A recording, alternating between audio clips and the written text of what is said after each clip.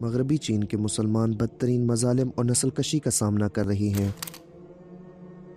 Chinese حکومت نے تقریباً 10 لاکھ لوگوں کو ری ایجوکیشن کیمپس میں نظر بند کر رکھا ہے۔ قیدیوں کو بغیر کسی الزام کے حراست میں رکھا گیا ہے اور ان پر ان کے مذہب اسلام کو برا بھلا کہنے اور کمیونسٹ پارٹی کی حمایت کرنے کے لیے دباؤ ڈالا جا رہا ہے۔ چائنیز اتھارٹیز صرف بالغوں کو ہی نشانہ نہیں بنا رہی، اس خاتون کے بچوں کو اٹھا کر اس یتیم خانے میں ڈال دیا گیا ہے۔ تب سے اس نے اپنے بچوں کے بارے میں کوئی خبر نہیں سنی۔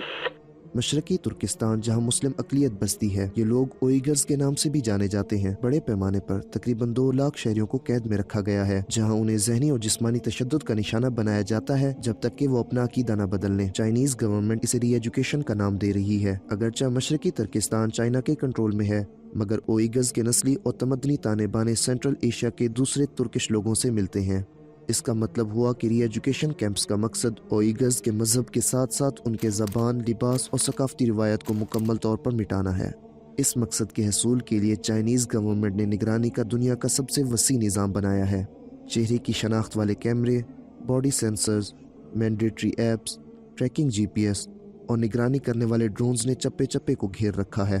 چائنیز ٹیک کمپنیاں جیسے ہواوے ان گورنمنٹ کانٹریکٹس کو استعمال کرتے ہوئے مزید خودکار نظام بنا رہی ہیں۔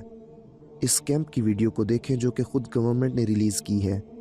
یہاں ایک کلاس روم میں 5 کیمرے لگے ہوئے ہیں۔ یہ صرف اوئیگرز کو چائنیز ہان اکثریت میں تبدیل کرنے کی کوشش نہیں، بلکہ در حقیقت یہ کھیل اس سے بہت بڑا ہے۔ مشرقی ترکستان آج کی تاریخ تک چائنا کے سب سے بڑے گلوبل پروجیکٹ میں قلب کی حیثیت رکھتا ہے، دی بیلٹ اینڈ روڈ انیشیٹو۔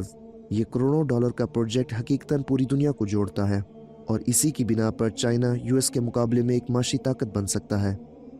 مگر اس سب کے لیے چائنیز گورنمنٹ مشرقی ترکستان کے لوگوں کو ہٹا کر اس سارے علاقے پر غلبے کی کوشش میں ہے۔